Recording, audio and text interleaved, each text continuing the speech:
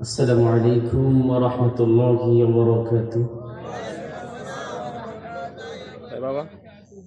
إن الحمد لله نحمده ونستعينه ونستغفره ونعوذ بالله من شرور أنفسنا ومن سيئات أعمالنا. من يهده الله تعالى فلا مضل له ومن يضلله فلا هادي له، ونشهد أن لا إله إلا الله وحده لا شريك له، ونشهد أن سيدنا ونبينا وشفيعنا محمدا عبده ورسوله الذي أرسله الله تعالى بالحق بشيرا ونذيرا وداعيا إلى الله بإذنه وسراجا منيرا. فقد قال الله تعالى في كلامه المجيد وفرقانه الحميد: إن الله وملائكته يصلون على النبي يا أيها الذين آمنوا صلوا عليه وسلموا تسليما. اللهم صل على سيدنا مولانا محمد وعلى آل سيدنا مولانا محمد. شكر দরজ করে পড়ি আল্লাহুম্মা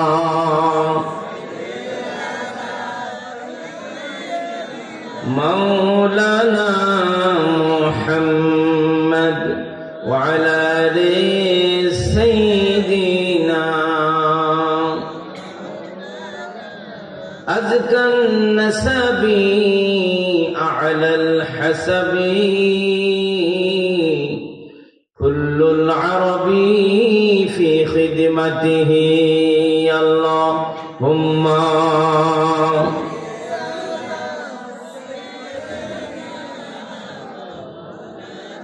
وعلى آل سيدنا.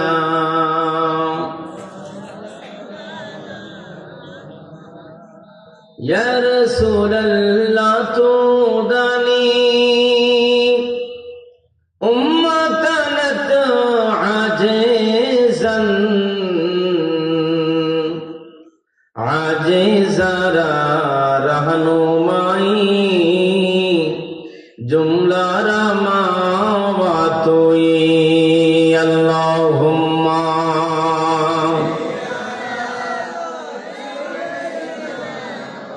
वअला आलि सय्यिदिना.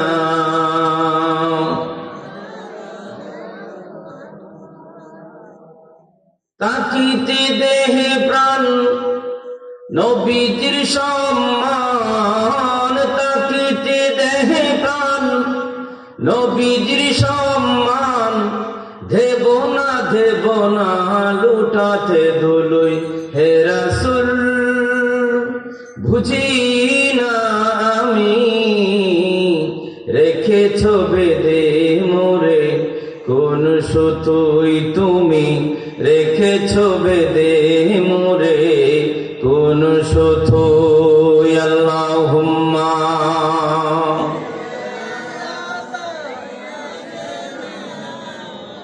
وعلى آل سيدنا. بسم الله الرحمن الرحيم. ولله عزة ولرسوله وللمؤمنين ولكن المنافقين لا يعلمون. وقال تعالى: قل اللهم مالك الملك تؤتي الملك من تشاء وتنزع الملك ممن تشاء وتعز من تشاء وتذل من تشاء بيدك الخير إنك على كل شيء قدير.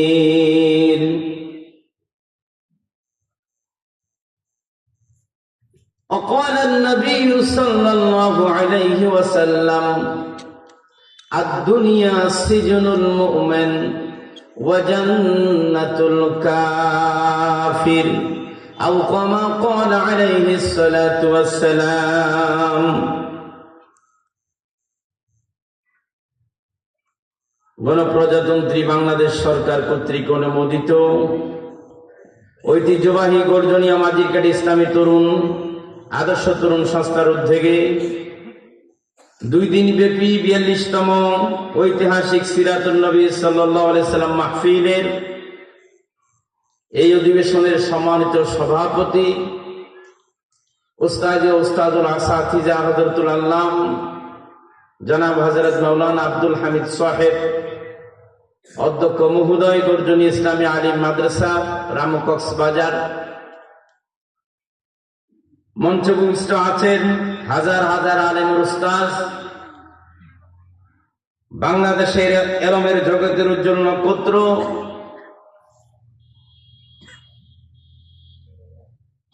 এই দেশের দার্শনিক মুফাসসির ফকিহ যিনি তৈরি করেছেন, আল্লাহ পাক যাকে রেস্টে নিয়ে এসেছেন, এই এলাকার গর্বিত সন্তান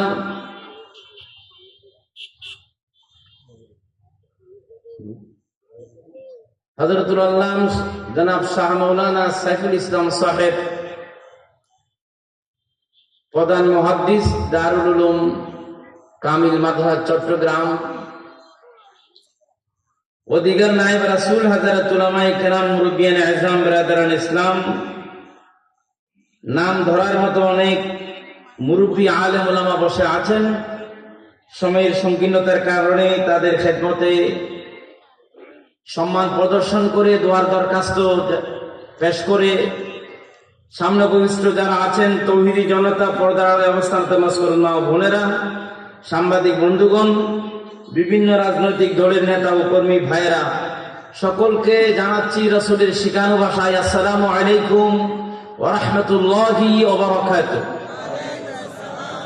আল্লাহ পাকের শুকর আদায় করছি। আল্লাহ পাক রব্বুল আলামিন অনেক বছর পরে আমরা কোরআনের কথা বলতে হৃদয়ে কোনো আর ভয় আমাদের অন্তরে নাই, ঠিক কিনা? আগে কিন্তু আমরা অন্তরে ভয় থাকলেও কিন্তু ছেড়ে দিই নাই, কথা বলে গেছি। কিন্তু আজকে আমরা ওপেন ভাবে কোরআনের কথা বলতে পারতেছি, সেজন্য কালিমাতু শুকর আদায় করি আলহামদুলিল্লাহ। প্রিয় ভাইরা, এই সময় এমনি আসে নাই, আমরা কিন্তু এই সময়টাকে আমরা বিতর্কিত করে ফেলছি। আওয়ামী লীগ সরকার যে কাজ করে এই দেশ থেকে বিতাড়িত হয়েছে, মানুষের কাছে নিন্দিত হয়েছে, আল্লাহ পাক সময় দেয়নি তাকে একটা বক্তৃতা রেকর্ড করার মতো, ঠিক কিনা? সেই কাজ আজকে আমাদের কিছু ভাইয়েরা ওনারা শুরু করে দিয়েছে, ঠিক কিনা? যে কথাটি আমি বলতে চাই, কথার কথা, গর্জনিয়া বাজার থেকে যারা আগে যে কোনো বাজার মার্কেট থেকে বিভিন্ন রাস্তা থেকে যেই দলের কর্মীরা নেতারা চাঁদা খাইত, দুর্নীতি করত, মানুষের উপর জুলুম করত, সেই কাজ এখন আওয়ামী লীগ তো নাই, থাকলেও তাদের আওয়াজ নাই। কিন্তু আমাদের কিছু ভাইয়েরা কাজ এগুলো শুরু করে দিয়েছে, ঠিক কিনা? তাহলে আমরা ধরে নিতে পারি মুদ্রার এপিট আর ওপিট, ঠিক কিনা? একই জিনিস। লাল কুত্তা শিয়ালের ভাই, লাল কুত্তা আরে যারা বলেন আল কুত্তা শিয়ালে। গোটা মুসলিম উম্মাহ যদি শান্তি খুঁজে পেতে হয় ইসলামের ছায়া তলে, আল্লাহর কোরআনের ছায়া তলে, কোরআনের আদর্শ পালন করা ছাড়া, রাসূলের কথা মানা ছাড়া, ইসলামের ছায়া তলে আসা ছাড়া শান্তির কোন ঠিকানা মানবতার জন্য নাই। ঠিক কিনা? শান্তি আসে একমাত্র ইসলামে। ইসলামের জ্ঞানী যারা ইসলাম সম্পর্কে ধারণা রাখে, রাসূলুল্লাহর জীবন যারা ধারণ করেছে, সেই মানুষগুলো তাদের কাছেই শান্তি থাকতে পারে। আর কোন মানুষের কাছে শান্তির আশা করা যায়? আমাকে একটি বিষয় ওনারা দিয়েছেন। বিষয়টা হলো খুব গরম বিষয়। এগুলো আমারে না দিলেই ওরা পারত। ঢাকার মেহমানকে যদি দিত, উনি কিছু কথা বলে গেলে অন্তত পক্ষে এমন বেশি উনি সমালোচিত হতো না। আমাকে একটি বিষয় দিয়েছেন, রেসালতের মিশন এর প্রধান প্রতিপাদ্য সার্বভৌম ক্ষমতার মালিক আল্লাহ। সার্বভৌম ক্ষমতার মালিক আল্লাহ। যুগে যুগে তার প্রমাণ ফেসিস্ট, স্বৈরাচারী, ধরাশয়ী। এই পৃথিবীতে যারা ফেসিস্ট, যারা জালেম যারা ছিল, আল্লাহ তাদেরকে ছেড়ে দেয়নি, আল্লাহ তাদেরকে ধরেছে। ঠিক কিনা? এই কথাটা আমারে বলার জন্য বলছে। তাহলে আমার আলোচনার বিষয় হলো হাসিনা গেছে, আমরা আসি, এই বিষয়ে আলোচনা। ঠিক কিনা? হাসিনা কেন গেল, আমরা কেন পেলাম,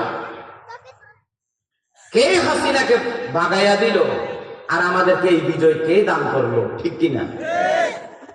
সম্মানিত বন্ধুগণ, এরপরে আরো ব্যাখ্যা করে দিয়েছেন ওনারা। পবিত্র কোরআন মজিদে যে সকল ক্ষমতাসীন স্বৈরাচারীকে আল্লাহ ধরাশয়ী করেছেন, তার বিধান সার্বভৌম ক্ষমতা প্রয়োগের দর্শন দেখা যায় ঘটনাস্থলে কুন ফায়াকুনের হুকুম তামিল বা কার্যকর। তার মানে হচ্ছে আল্লাহ পাক যখন কোন ব্যাপারে কুন ফায়াকুন বলে, সাথে সাথে সেটা হয়ে যায়। ঠিক কিনা? এরপরে বলছেন, ক্ষমতায় গেলে মানুষ মনে করে সর্ব সেবা, সেই সেরা, যা ইচ্ছা তা করতে পারবে, আর কেউ না। আল্লাহ এর সার্বভৌম ক্ষমতা প্রয়োগ থেকে শিক্ষা গ্রহণ। এই জন্য আমি কোরআনে কারীমের দুইটি আয়াতে কারীমা পাঠ করেছি। একটি হচ্ছে ওয়ালিল্লাহি ইজ্জাতু ওয়া লিরাসূলিহি। আল্লাহ কোরআনে বলছেন, আমার তো আয়াতের অর্থ করতে ভয় লাগছে। আলহামদুলিল্লাহ, আমাদের গর্জনিয়াতে এত বড় একজন আলেম আল্লাহ পাক আমাদের জন্য রেখেছেন। আমরা আজকে মঞ্চে পেয়েছি। আমাদের আজকের মাহফিল দেখে আমরা দোয়া করে আমাদের হুজুরের হায়াতকে আরো দারাজ করুক, সকলে বলে আমিন। উনি তো ছাত্র পড়াতেন না, উনি শিক্ষক হয়ে পড়াতেন। নিচে কোনো ক্লাস ছিল না, ওনার সামনে কেউ তাফসীর করতে পারবে না, এমন কোন হুজুর ঢাকা থেকে এই বাংলাদেশে আসতে পারবে না। আমার হুজুরের সাহেবুল হুজুরের সামনে তাফসীর করবে এমন ভেড়া নাই। এমনি সবাই আন্তর্জাতিক মুফাসসিরে কোরআন। ঠিক কি না? তারপরও আমি হুজুর যদি দোয়া করে আমি বলতে চাই যে আয়াতে কারিমাটি ধরেছি, সেটা হচ্ছে একটু বোঝার চেষ্টা করেন। ওয়ালিল্লাহি ইজ্জাতু, আল্লাহ বলছেন ইজ্জত সম্মান এটা আল্লাহর জন্য। ওয়ালি রাসূলিহি, ইজ্জত সম্মান আল্লাহর রাসূলের জন্য। এরপর আল্লাহ বলছেন ওয়ালিল মুমিনিন, ইজ্জত সম্মান এটা মুমিন যারা, ঈমানদার যারা, তাদের জন্য। ঠিক কিনা? ওয়ালাকিন্নাল মুনাফিকিনা লা ইয়ালামুন, মুনাফিকরা এগুলো বুঝতে পারতেছে। আল্লাহ পাক রব্বুল আলামিন এই আয়াতে কারিমার ভিতর আমাদেরকে ক্লিয়ার করে দিয়েছেন, এই দুনিয়ার মানুষ ইজ্জত সম্মান আমি আল্লাহর জন্য। আমি আল্লাহকে কেউ যদি দুনিয়া থেকে বিতাড়িত করে দিতে পাই, আমার নাম নিচ্ছিন্ন করে দিতে চায়, আল্লাহর নাম দুনিয়াতে রাখবো না এমন যদি চায়, আমি যে রাসূল প্রেরণ করেছি সেই রাসূলকে কেউ যদি মেরে ফেলতে চায়, সেই রাসূলকে যদি নির্যাতন করতে থাকে, সে রাসূলের উপরে জুলুমের স্টিমার রোলার চালায়, আর আমার রাসূলের উপরে, আমি আল্লাহর উপরে যারা ঈমান এনেছেন, যারা আল্লাহ এবং আল্লাহ রাসূলের উপরে বিশ্বাস করেছেন, তাদেরকে বলা হয় মুমিন। আর মুমিনুন যারা রয়েছে, ওলিল মুমিনিন, মুমিনদের উপরে ঝড় তুফান যদি আসে, যদি বা কষ্ট হয়, আল্লাহ বলেছেন চূড়ান্ত বিজয় হবে আমি আল্লাহর, চূড়ান্ত বিজয় হবে আমার রাসূলের, চূড়ান্ত বিজয় হবে মুমিন সমাজের। ঠিক কিনা? আমার বাইরে বাংলাদেশের মধ্যে আলেমরা নির্যাতিত হয়েছে, মুমিনেরা নির্যাতিত হয়েছে, কলমাওয়ালারা নির্যাতিত হয়েছে, মুসলমানেরা নির্যাতিত হয়েছে। আমাদের মুনাফিকরা আমাদের উপর জুলুম নির্যাতন করেছে। মনে করেছিল তারা 41 বছর খাবে, আল্লাহ পাক তাদেরকে খেতে দিল না। আল্লাহ পাক বলছেন আমার সিদ্ধান্ত যেদিন হবে, আমার বিষয় থেকে বলছি কুন ফায়াকুন, আল্লাহ পাক যেদিন বলবে হয়ে যাও, এই কথা যেদিন বলবে সেই দিন যদি হয়ে যায়, আর সময় যদি গুনিয়ে আসে, আল্লাহ পাক রব্বুল আলামিন বলেন 1 সেকেন্ডের সময় হবে না, ক্ষমতা দেখে আমি তাদেরকে নামায়া দিব। ঠিক কিনা? ঠিক কিনা? কোন ভাইয়া কোন হয়ে যাও, হয়ে যাবে, সাথে সাথে সময় নেবে না। আমার ভাইয়েরা, ক্লিয়ার কথা, বিএনপি অনেকদিন চেষ্টা করেছিল হাসিনা সরকারকে ঠেকাতে, কিন্তু ঠেকাতে পারে নাই। বলেন পারছি কিনা? আরে সিল্লে বলেন পারছি কিনা? খন বিএনপি করো তো মুসলমান, আর বিএনপির সমালোচনা করতেছি না, বিএনপি করেন অসুবিধা নেই, কিন্তু কথাটা বুঝেন, এত লাফাইয়েন না। আপনারা কিছু করতে পারেন নাই, জামাত ইসলাম কিছু করতে পারে নাই, সমস্ত খেলা, সমস্ত পরিকল্পনা ছিল মহান আল্লাহর। ঠিক কিনা? অনেক কিছু করেছেন, কিছু কিছু হলো না। যতদিন আল্লাহ ক্ষমতায় রেখেছে হাসিনারে চুরি করে ডাকাতি করে, ততদিন পর্যন্ত গদির মধ্যে বসেছিল। ঠিক কিনা? আল্লাহ পাক যতদিন খাইছে, আল্লাহ পাক যতবার বিজয় দিয়েছে, চুরি করে ডাকাতি করে বিজয় তো তারা নিয়েছে, শপথ তো তারা নিয়েছে, দেশ তো তারা শাসন করেছে। আল্লাহ পাক দেখেছিল সবকিছু, চেয়ে রয়েছিল আল্লাহ পাক, তারপরও তাদেরকে রেখেছিল। আল্লাহ পাক অনেক দিন পর্যন্ত সুযোগ তাদেরকে দিয়েছে। আল্লাহ পাকের যেই দিন ইচ্ছা হলো আর তাদেরকে আমি সুযোগ দেব না। আল্লাহর যখন খেয়াল হলো, ক্ষমতা থেকে নামিয়ে ফেলার যখন আল্লাহর সিদ্ধান্ত হলো, আল্লাহ পাক দুনিয়াতে একটা ঘটনা রটাইয়া, একটা আন্দোলন উঠাইয়া আল্লাহ পাক কুদরতি ভাবে হাসিনারের দেশ থেকে বাগাইয়া দিয়েছে। ঠিক কিনা? ভাইয়ের আমি বলতে চাই, ধৈর্য নিয়ে মানুষ যারা বিএনপি করেন, আপনারা 5ই অক্টোবর ঢাকাতে কে গেছেন? বলবে আমরা যাই নাই। ঠিক কিনা? বিএনপির সভাপতির যদি বলো, বিএনপির সভাপতি ভাই তুমি তো আমার এলাকার সন্তান, তুমি তো আমার মুরব্বী, এই আমাদের গর্জনিয়ার গৌরব, তুমি একটা দলের নেতা, ভাই আপনি গেছিলেন নাকি 5ই আগস্ট? উনি বলবেন ভাই আমি যাই নাই। সেক্রেটারি যদি বিএনপির সেক্রেটারি, ইউনিয়ন সেক্রেটারি, আপনি গেছিলেন না হাসিনারে ঠেকাতে বাগাতে? উনি বলবেন আমি যাই, আমি গর্জনিয়াতে ছিলাম। জামাতের সভাপতি যদি বলি, ও জামাত ইসলামের সভাপতি আপনি গেছিলেন কিনা? উনি বলেন ভাই আমি যাইনি, আমি মাঝির কাটাতে ছিলাম। এখন প্রশ্ন হলো কাজগুলো কে করলো? ময়দানের মধ্যে আমাদের ছাত্র শিবিরের ওই এলাকাতে যারা বিএনপি জামাতের ভাইরা ছিল, তারা মিলে আন্দোলনের মধ্যে ঝাঁপিয়ে পড়েছে। পুরা ঢাকার রাজপথের মধ্যে হঠাৎ করে আল্লাহ পাক কুদরতিভাবে সিদ্ধান্ত নিয়েছেন, চতুর্দিকে সমস্ত গলিতে মানুষগুলো এসে গেছে। এসে যাওয়ার কারণে চতুর্দিক থেকে দেখতেছে মানুষ আর মানুষ, কোন গলি খালি নাই, সব মানুষে ভরে গেছে। ঠিক কিনা? এটা বোঝানোর জন্য আপনাদের একটু বদরের মাটি দিতে হবে। আমার ভাইরা, বদরের যুদ্ধে রাসূলুল্লাহ সাল্লাল্লাহু আলাইহি ওয়াসাল্লাম সিজদায় পড়ে যখন আল্লাহর রাসূল যখন কান্নাকাটি করছিলেন, আল্লাহ পাক রব্বুল আলামিন নবীর বলছে, হে নবী আমি আসমান থেকে ভয় পাইয়েন না, আমি আসমান থেকে 1000 ফেরেশতা নাজিল করব। আল্লাহু আকবার। এরপর আল্লাহর নবী কার বলেন, হে আমার নবী, ও আপনার সাহাবীরা আপনারা যদি সবর করতে পারেন আর তাকওয়ার উপরে মজবুত ভাবে স্থাপিত হতে পারেন, ইমানের উপরে মজবুত ভাবে টিকে থাকতে পারেন আর সবর করতে পারেন, আল্লাহ পাক বলছিলেন প্রয়োজনে আমি 3000 ফেরেশতা নাজিল করব। আল্লাহু আকবার। কয় হাজার? একের পর এক আয়াতগুলো নাজিল হলো।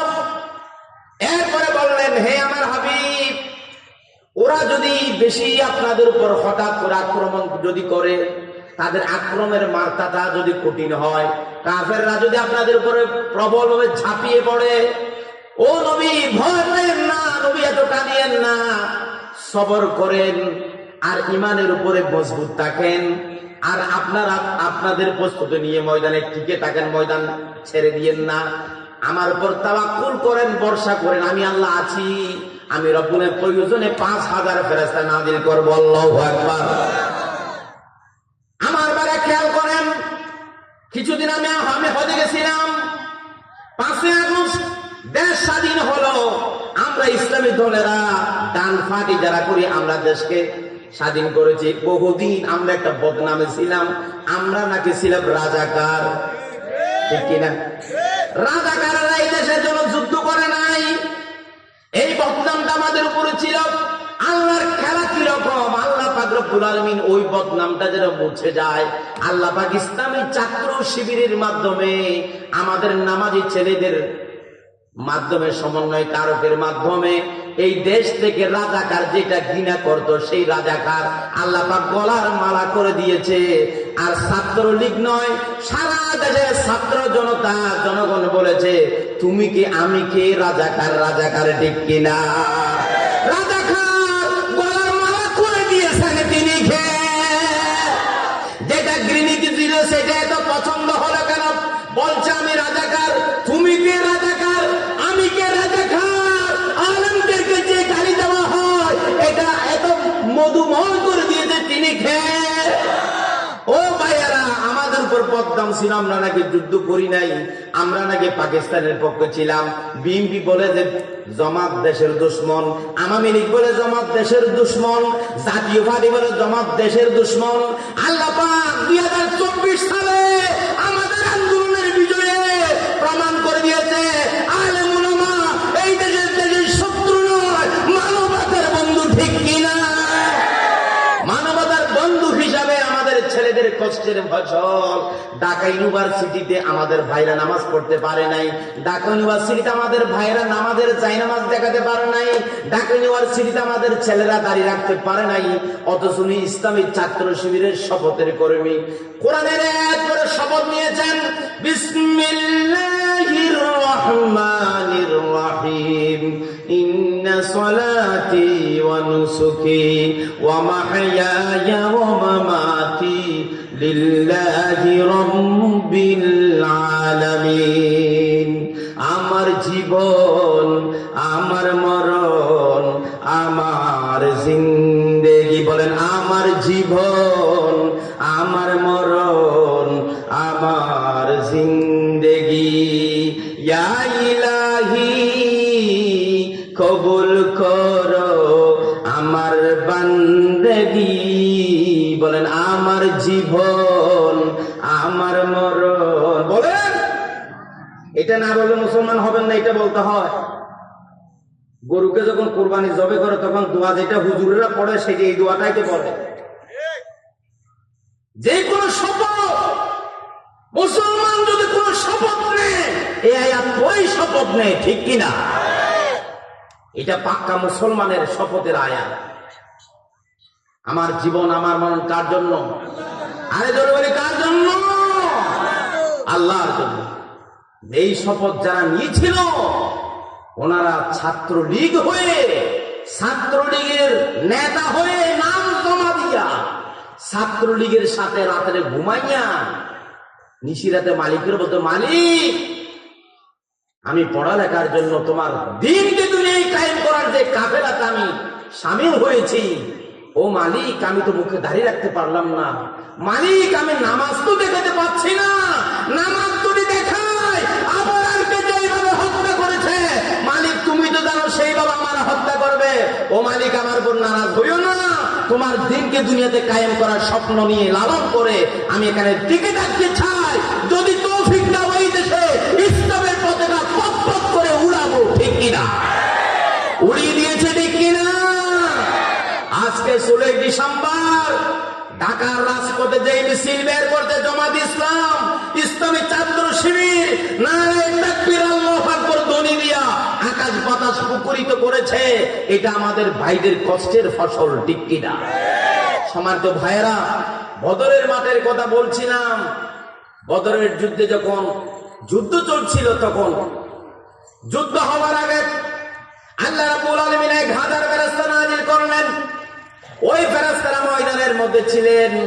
আল্লাহ পাক ধীরে ধীরে আবার দাপে দাপে 3000 5000 ফেরেশতা নাযিল করেছেন।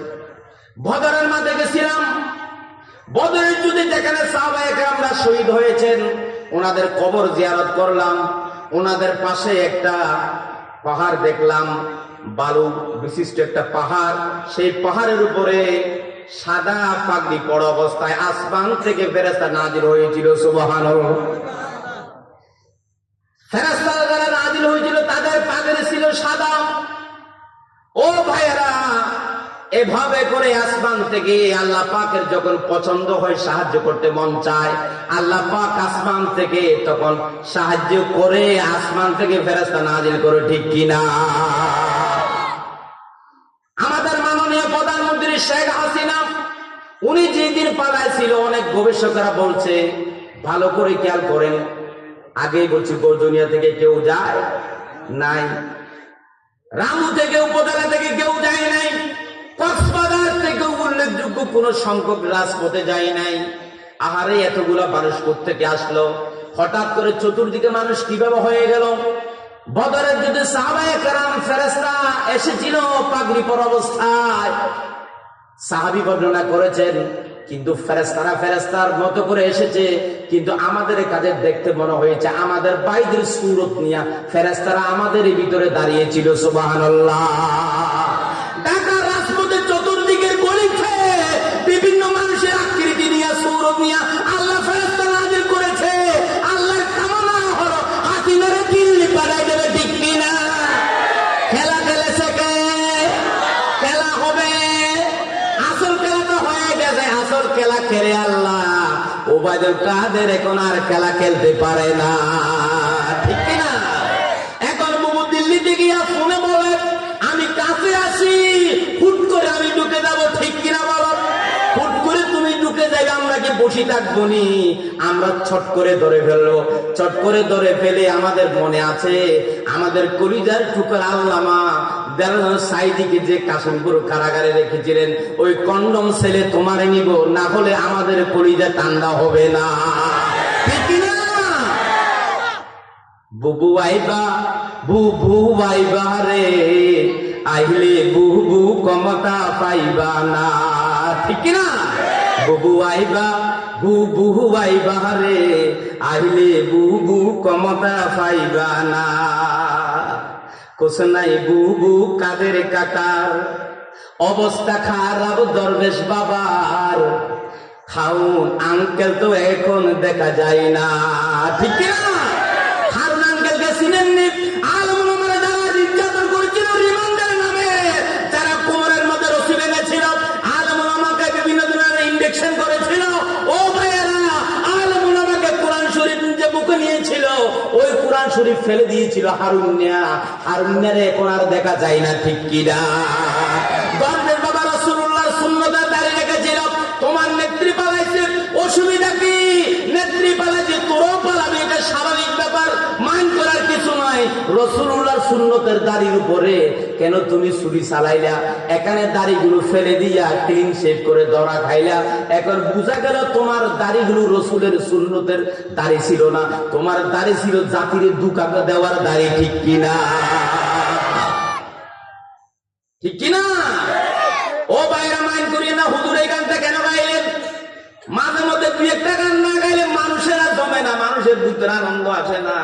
আমাদের ভিতরে অনেক মনে খুব, আমি তো অনেক রাত ঘরে ঘুমাইতে পারি নাই, এখানে আপনারা অনেকে ঘুমাতে পারেন নাই। মনে আসেনি আমাদের আলেমুল আমার উপরে কি জুলুম করেছে? ও ভাই, এখনো আমরা শান্তি পাই না। আওয়ামী লীগের মন্ত্রী যাদেরকে ধরেছে তাদেরকে জামায়া ধরে রেখেছে। আহারে, তাদেরকে কোড়ের দানা হলো, কোমরে রশি বাঁধা হলো। এই দেশে আলেম উলামা শাইখুল হাদিস ইবনে শাইখুল হাদিস আল্লামা মামুনুল হক সাহেব, পৃথিবীর জমিনের শ্রেষ্ঠ একজন মুফাসসির আল্লামা দারুল সাইদি, ওই মানুষটারে কিভাবে জেলখানার ভিতরে হাজির করেছে আপনারা দৃশ্য টেলিভিশনে দেখেছেন। ভাই মনের ভিতরে দুঃখ রয়ে গেল। এই কথা কারে বুঝাবো? আমাদের মাননীয় প্রধানমন্ত্রী দেশের উপর যে জুলুম করেছে এটা কোনোদিন ভুলার মতো না। উনি বলে যে আমি পাশে আসি, আমি ঢুকে যাব।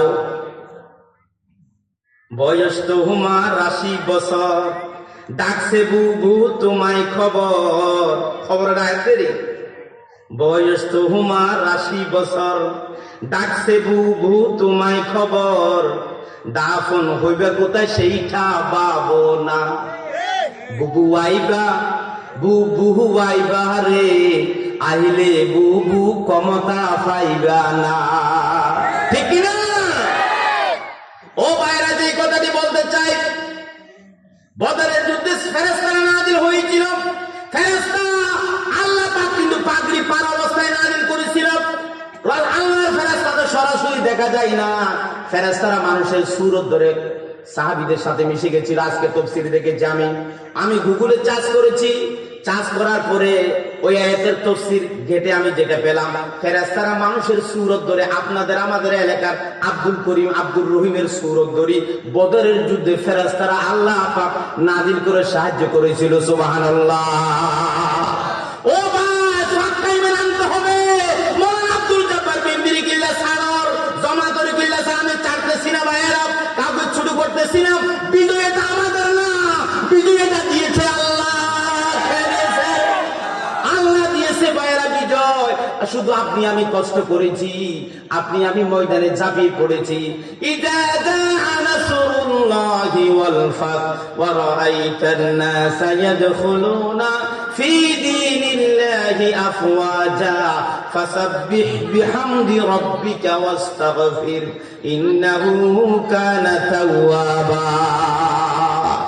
এর ভিতরে, এই সূরার ভিতরে আল্লাহ পাক বলেন ইযা জাআ নাসরুল্লাহ, আল্লাহর সাহায্য যখন আসে, আগে আল্লাহর সাহায্য, তারপরে বলা হয়েছে ওয়াল ফাত, বিজয়ের কথা বলা হয়েছে। ভাই, আমরা যে হাসিনারে বাগাইতে পেরেছি, সাহায্য কেরোসে কে?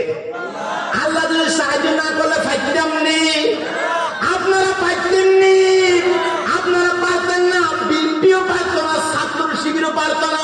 সাহায্য করেছে কে? আল্লাহ সাহায্য করেছেন। ও ভাইয়ের, আল্লাহ সাহায্য করার পরে আমরা একটা সুবর্ণ সুযোগ পেয়েছি। এখন মানুষ ইসলামের ছায়ার তলে আসতে চায়, ঠিক কিনা বলেন?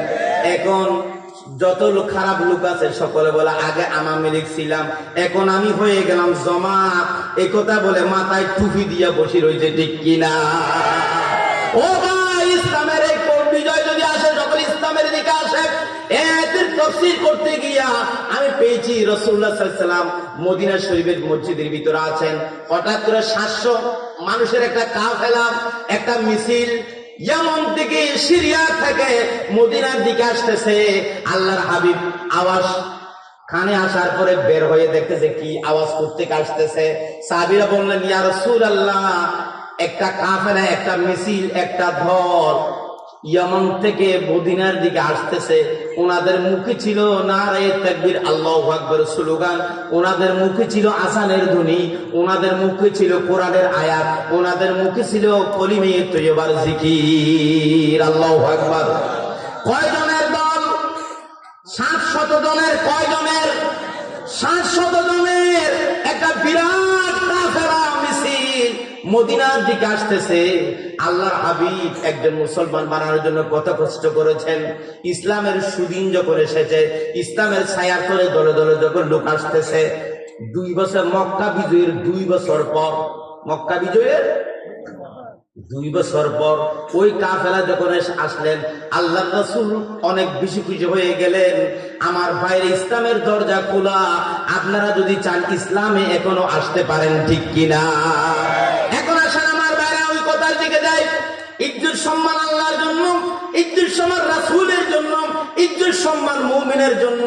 তার মানে হলো মুমিনারা কষ্ট পাইলেও, আমার নবীরা কষ্ট পেলেও, আমি আল্লাহকে গালিগালাজ করলেও চূড়ান্ত বিজয় হবে আমার পক্ষের, আমার নবীর। চূড়ান্ত বিজয় হবে আমি আল্লাহ, চূড়ান্ত বিজয় হবে মুমিন সমাজের। ঠিক কিনা? আমরা এক সময় মার গিয়েছি, এখন তার মার কাছে না। ঠিক কিনা বল মুসলমান? আগে যে পুলিশেরা আমাদেরকে ধরতো, যে পুলিশ আমাদেরকে ঘৃণার চোখে দেখতো, শিবির জামাত আমরা বলতে পারি নাই। আমরা আলেম পরিচয়, আলেমদেরকে দেখলে ঘৃণার চোখে দেখতো। খোদার কসম, আব্দুল জব্বার আল মামুন ঢাকা, বিশেষ করে রামু থানাতে যদি যাই, আমি যখন পরিচয়, আমি জামাত ইসলামের অমুক ইউনিয়নের সভাপতি, সাথে সাথে উসি দাঁড়িয়ে যায়, আমাদেরকে সম্মান করে বলে, বসেন, চা খান। কি জন্য এসেছেন? ঠিক কিনা? আগে আমরা সুরের মতো ছিলাম, আগে আমরা এতিম ছিলাম, আগে আমরা অসহায় ছিলাম। আল্লাহ পাক মুমিনের বিজয় দিয়েছে। ঠিক কিনা? ও ভাইয়েরা, আপনাদের এখন কলিজে কোনো ভয় আসেনি? আমাদের আর কোনো ভয় নাই। এই যে পরিবেশটা কে দিয়েছেন? আল্লাহ। এখন আসেন, কুলিল্লাহুম্মা মালিকাল মুলক। হে নবী, আপনি বলে দেন, আল্লাহুম্মা মালিকাল মুলক, হে আল্লাহ, আপনি হলেন রাজার রাজা। তুতিল মুলকা মান তাশা, আপনি যাকে চান রাজাগিরি দান করেন। ওয়া তানজিউল মুলকা মিম্মান তাশা, আপনি যাকে চান, যার থেকে ইচ্ছা হয় আপনি ক্ষমতা কেড়ে নেন। ওয়া তুইজ্জু মান তাশা, আপনি যারে চান ইজ্জত দান করেন। ওয়া তুযিল্লু মান তাশা, আপনি যাকে চান বেইজ্জতি করেন। ঠিক কিনা বলেন? আমার বাইরে ক্ষমতায় কে বসায়?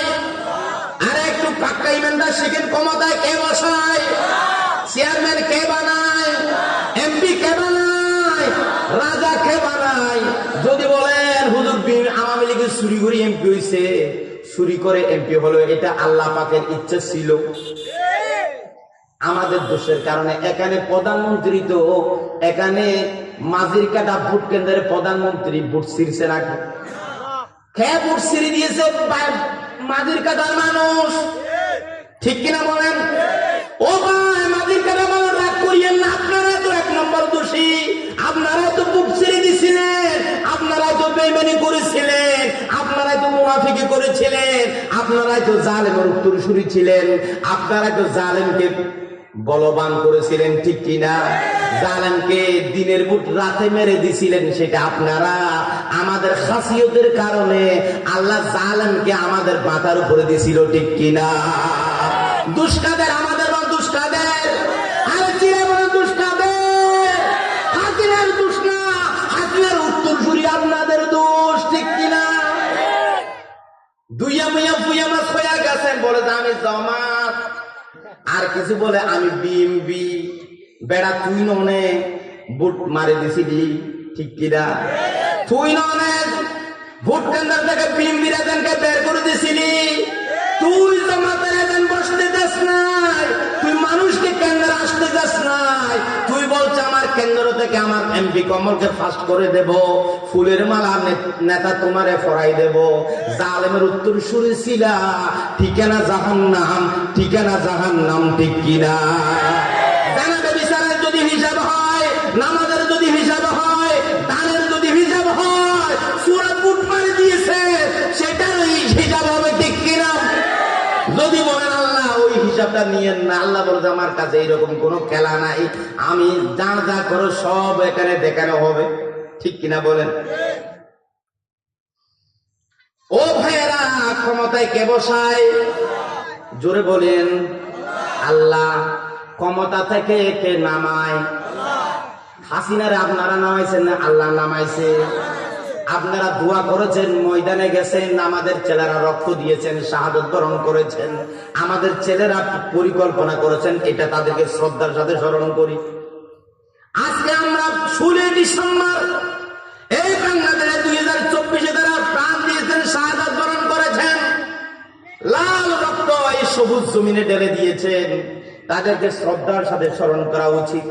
আমার ভাই শহীদ আবু সাঈদ, উনি যেভাবে বুক পাতিয়ে দিয়েছে, ওনার বুক পাতিয়ে দেওয়ার পরে যেভাবে গুলি মেরেছে, একের পর 3টা গুলি লাগিয়ে দিয়েছে, ঠিক কিনা? আপনার আমরা দেখে তো পাগল হয়ে গেলাম, মানুষেরা পাগল হয়ে ঢাকার রাজপথে ঝাঁপিয়ে পড়েছে, ঠিক কিনা? আজকের দিনে শহীদ আবু সাঈদের জন্য দোয়া করা উচিত। আজকের মাহফিলের সওয়াব সমস্ত কিছু মালিকের মালিক। এই মাহফিলে যত সওয়াব হবে, এই মাহফিলে আমরা সত্য কথাটা বলতে পারতেছি, সব সওয়াবকে কোটি গুণ বৃদ্ধি করে আমার ভাই শহীদ আবু সাঈদের কবরের রূহের মধ্যে দিয়ে দিও, ঠিক কিনা? সকলে বলে আমিন। ও ভাইয়েরা, তাদেরকে স্মরণ করতে হবে। ওনারা অনেক কষ্ট দিয়েছেন, মা বাবার স্বপ্ন মাটির সাথে মিশে গেছে, ঠিক কিনা? ঢাকা ইউনিভার্সিটির ছাত্র, খুলনা ইউনিভার্সিটির ছাত্র, চট্টগ্রাম বিশ্ববিদ্যালয়ের ছাত্র, মা বাবারা অনেক স্বপ্ন নিয়ে তাদেরকে সেখানে পাঠিয়েছিল। হকের দাওয়াত করতে গিয়ে রাজপথে নেমে এসে তারা গুলি খেয়েছে। তাদের রক্তের বিনিময়ে, তাদের শাহাদতের বিনিময়ে, আমাদের নেত্রীদের, আমাদের নেতাদের শাহাদতের ফাঁসির কাছে যাওয়ার এই বিনিময়ে আল্লাহ পাক আমাদেরকে বিজয় দান করেছেন, ঠিক কিনা? গাছ তো ফল এমনি ধরে না, সেখানে কিছু ফাঁস দিতে হয়, সেখানে কি পানি দিতে হয়। পানি দিয়েছেন আমাদের শহীদ ভাইয়েরা, ফাঁসির কাছে গিয়ে আমাদেরকে সেই পথ দেখিয়েছেন, আমাদেরকে মজবুত করে দিয়েছেন। সেই রাস্তা আল্লাহ পাক তাদের শাহাদতকে কবুল করে আমাদেরকে এই বিজয় দান করেছেন, ঠিক কিনা বলেন? আবার আসেন ক্ষমতায় কে বসায়? ক্ষমতায় থেকে কে নামায়? তাহলে আমাদের কাছে ক্লিয়ার হয়ে গেল আমার বিষয় দিয়ে যে কুন ফায়াকুনের তামিল। আল্লাহ পাক কুন মানে হয়ে যাও, এই কথা যদি আল্লাহ বলে, কামনা করে, ফায়াকুন সাথে সাথে হয়ে যায়। আল্লাহ পাক হাসিনারে 5 তারিখ বিতাড়িত করতে চেয়েছিল, আল্লাহ পাকের হুকুমে সাথে সাথে বিতাড়িত হয়ে গেছে, ঠিক কিনা? এতটুকু খুব মনে করিয়েন না, উনি যেখানে বসা ছিলেন, ওনার টেবিলে কম্পিউটার ছিল, ঢাকার অলিগুলির কম্পিউটার ওনার এখানে ছিল, সিসি ক্যামেরা দেখেছিলেন। উনি টেরো পাই নাই চতুর্দিকের গলিগুলো মানুষ আর মানুষ, মানুষ আর মানুষ, উনি কল্পনাও করতে পারে নাই। আল্লাহু আকবার। ও ভাই, আপনি যদি সেনাবাহিনীর সাথে আপনি যদি বৈঠক করেন, কথা বলার সুযোগ হয়, ওনারা জিজ্ঞেস করতে পারেন আপনারা দায়িত্ব পালন করেছেন, এত লোক কেমনে জড়ো হলো? বলে যে আমরা টেরো পাই নাই ভাই, আমরা সবুর বালফিটা ফিরানোর আগে এত লোক কেমনে হয়ে গেল, আমরা টেরো পাই নাই। প্রধানমন্ত্রীও টেরে পাই নাই, আমি সেনাবাহিনীও টেরে পাই নাই, কোন গোয়ান্দা ফোয়ান্দা টেরো পাই নাই। খেলা খেলে দিয়েছে আল্লাহ, খেলা কার? আল্লাহ। আল্লাহর খেলা কেউ ধরতে পারে নাই, ঠিক কিনা?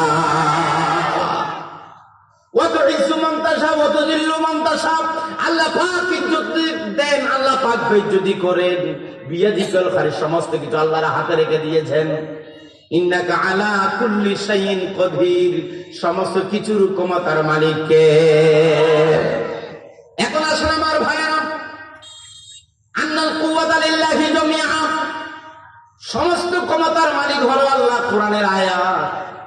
আমাদের দেশে কয়েকটা পার্টি আছে, একটা হলো বাংলাদেশ জামাত ইসলাম, যেখানে লেখা আছে ওনাদের গঠনতন্ত্রে লেখা আছে সমস্ত ক্ষমতার মালিক আল্লাহ, সার্বভৌম ক্ষমতার মালিক আল্লাহ, এটা লেখা আছে তাদের গঠনতন্ত্রে। দূরে বলেন, জামাত ইসলামের গঠনতন্ত্রে লেখা আছে এটা।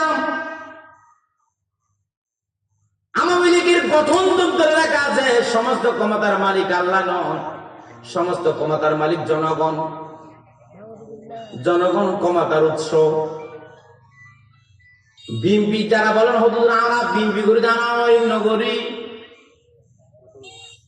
বিএনপি যারা করেন আপনারা জানেন নাকি? আপনারা যে খালেদা জিয়ার ভক্ত, আপনারা তারেক জিয়ার ভক্ত, আপনারা জিয়র রহমানের ভক্ত। ভাই আমি শ্রদ্ধা করি, আপনাদের অসম্মানই করতেছেন। আমার বাবাও কিন্তু বিএনপি করেন।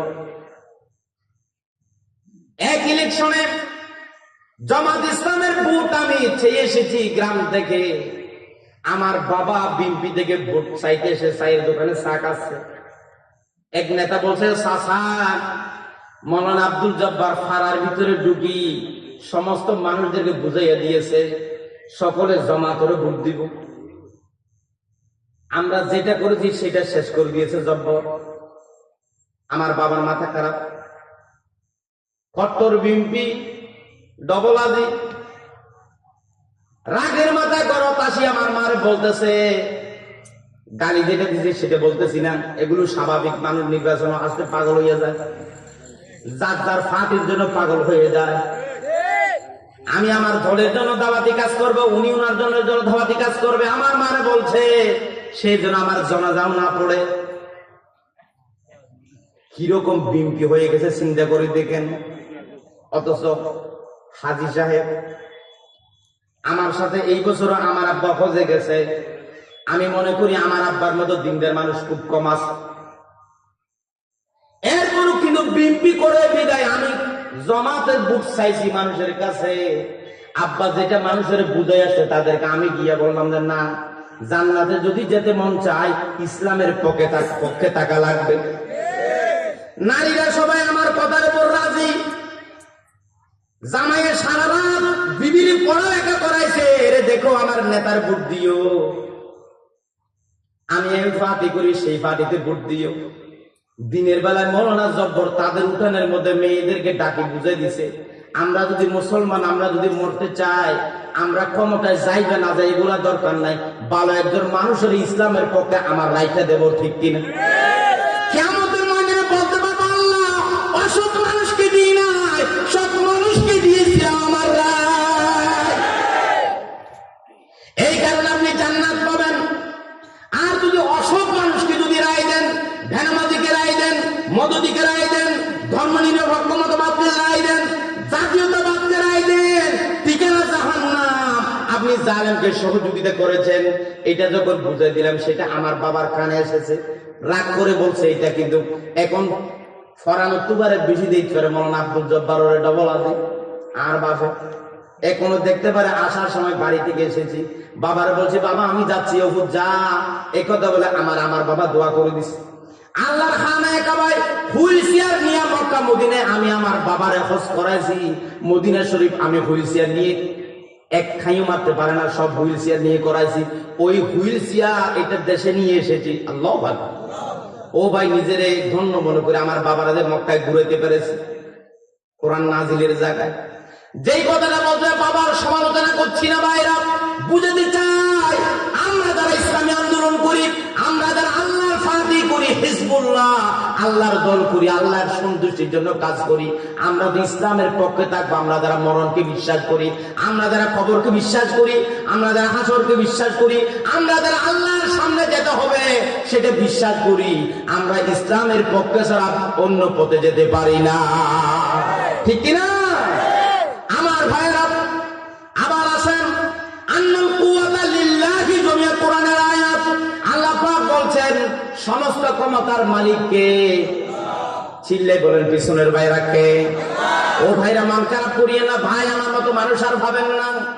এভাবে করে মিষ্টি মিষ্টি করে এভাবে করে ক্লিয়ার করে বলবে না। ঢাকার হুজুর আসি একটা ঘটনা বলবে, ঠিকঠাক বলে চলে যাবে।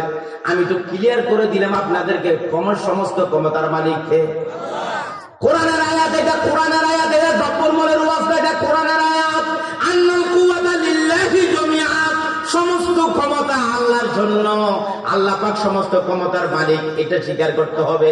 এখন আসেন, এই কথাটা লেখা আছে জামাত ইসলামের ম্যানুয়ালে, এই কথাটা লেখা নাই আওয়ামী লীগের গঠনতন্ত্রে, এই কথাটা লেখা নাই বিএনপির গঠনতন্ত্রে। ভাই আমি যদি মুসলমান হই, আমি যদি একজন আল্লাহ বলা হই, আল্লাহর বান্দা হই, নবীর উম্মত হই, যেখানে আল্লাহ সমস্ত ক্ষমতার মালিক লেখা আছে, সেই পথে যাওয়া আমার উপরে ফরজ, ঠিক কিনা? অন্য পথে যাওয়া মানে কোরআনের আয়াত জানা না, ঠিক কিনা বলেন? ও ভাইরা, নামাজ আপনারা পড়তে রাজি, রোজা আপনারা পড়তে রাজি, সুদ কিন্তু আপনারা ছাড়তে রাজি না। এটা হবে না। আপনি সব মানতে রাজি, ইসলামী রাজনীতি মানতে রাজি না, হুজুরদেরকে ক্ষমতায় পাঠাতে রাজি না। আল্লাহর দিন দুনিয়ায় কায়েম হোক, কোরআন অনুযায়ী এই দুনিয়াটা চলুক, সেটা যদি কামনা না করে, আল্লাহর কসম আপনি পাক্কা ইমানদার না। পাক্কা না, ছোট ইমানদার নয়। তারা ইসলাম দুনিয়াতে কায়েম হোক, সেটা কলিজার ভিতর থেকে যদি না চান, এটা যদি পছন্দ না করেন, আল্লাহর কসম বলছি আপনি বেঈমান। শুধু মুনাফিক না, আপনি বেঈমান। আপনার ইমান না, আপনি কুত্তার চেয়ে খারাপ, আপনি কাফেরের চেয়ে জঘন্য। আপনি আল্লাহর দিন দুনিয়াতে কায়েম হোক, সেটা অন্তর থেকে চান না, অন্তর থেকে চান ইসলাম কায়েম হোক, অন্তর থেকে চায় না কোরআনের সমাজ কায়েম হোক। আমার একটা আলোচনার বিষয় দিয়ে নবী যুগে যুগে নবীদেরকে কেন পাঠাইছে? যুগে যুগে নবীদেরকে পাঠাইছে আল্লাহর দ্বীন দুনিয়াতে কায়েম করার জন্য। আল্লাহু আকবার। ও ভাই, কদিন বাঁচবো জানি না। সারা বাংলাদেশে আমি এভাবে করে কথা বলছি, আমার কথাগুলো রেকর্ড হচ্ছে, আজকে রাতের ভিতরে সারা ওয়ার্ল্ডে ছড়িয়ে যাবে। আমার অনেকে টার্গেট করে যে হতে পারে যদি আল্লাহর হুকুম হয় কারো গুলিতে মরে যেতে পারি। আমি কিয়ামতের ময়দানে বলতে পারবো রব্বুল আলামিন স্পষ্ট ভাষায় প্রত্যেকটা মাহফিলে বলে দিয়েছিলাম, আপনি প্রত্যেকটা নবী লক্ষ লক্ষ নবী পাঠিয়েছেন দুনিয়াতে তোমার দ্বীনকে কায়েম করার জন্য। দ্বীন কায়েম করা ফরজ, শুধু নামাজ ফরজ নয়, সবচেয়ে বড় ফরজ হলো আল্লাহর দ্বীন দুনিয়াতে কায়েম করা। আল্লাহু আকবার।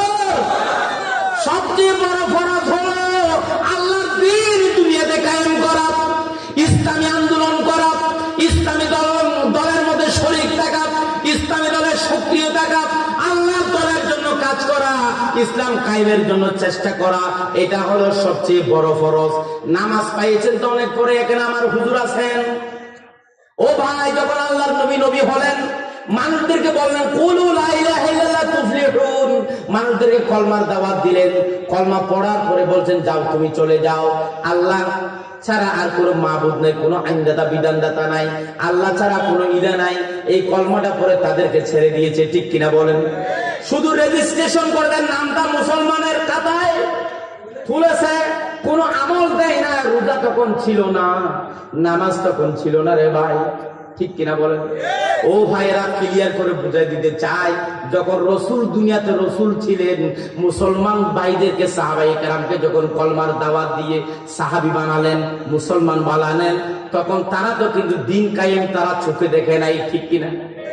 আরে মক্কাতে যারা পিঠা খেয়ে মারা গেছেন, মক্কাতে যারা শহীদ হয়ে গেছেন, মক্কাতে যারা এমনি স্বাভাবিক মৃত্যু হয়েছে, মদিনার ইসলামী রাষ্ট্র তারা দেখে নাই, উহুদের যুদ্ধ পর্যন্ত বাঁচে নাই, বদরের যুদ্ধে অনেকে মারা গেছে, উহুদের যুদ্ধ দেখে নাই, উহুদের যুদ্ধে মারা গেছে, অন্যান্য যুদ্ধ দেখে নাই, ইসলামী স্টেজ যে কায়েম হলো মক্কা বিজয় তারা দেখে নাই। কোরআন অনুযায়ী নবী মদিনা শরীফের মধ্যে আল্লাহর নবী কোরআন অনুযায়ী যে দেশ চালিয়েছেন সেটা অনেক সাহাবী দেখে নাই, অনেক মুসলমান ভাইরা তারা দেখে নাই, আগে ইন্তেকাল করেছে। তাদের জীবন বৃথা নাকি? তারা দ্বীনের জন্য কাজ করেছে, তাদের জীবন সফল, ঠিক কিনা? ঠিক কিনা? আমাদেরকে অনেকে বলে ভাই জামাত ইসলামকে ভালো লাগে, ভোট দিলে তো কাজ হবে না, তোমরা তো ক্ষমতায় চাইবে না, আমার ভোটটা কেন বসাবো? ও ভাই, ভোট বুঝবে না, ইসলামী আন্দোলনের পক্ষে রায় দেন, কিয়ামতের ময়দানে এই রায় আপনার পক্ষে কথা বলবে, কবরে এই রায় আপনাকে কবরে পাহারা দেবে। ইসলামের পক্ষে থাকেন, হাসরের ময়দানে বুক ফুলাইয়া বলতে পারবা আল্লাহ পাক কিছু চিন্তা করি নাই, তোমার ইসলাম বুকে নিয়ে দৌড়াদৌড়ি করেছিলাম, ঠিক কিনা? ঠিক কিনা?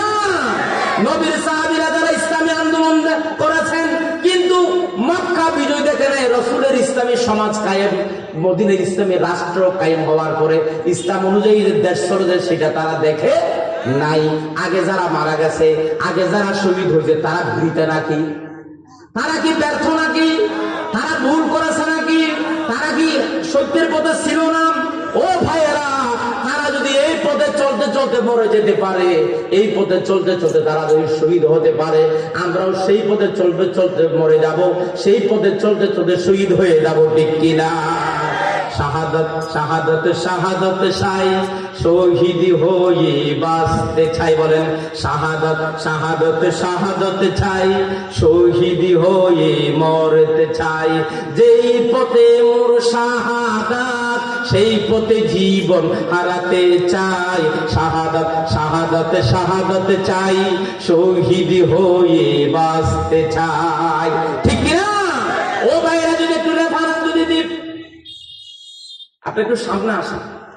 আলহামদুলিল্লাহ অনেক ভাই প্যান্ডেলে চলে এসেছেন, যারা এসেছেন আপনাদেরকে ধন্যবাদ। একটু সামনে আসে, আরো জায়গা করে দেন।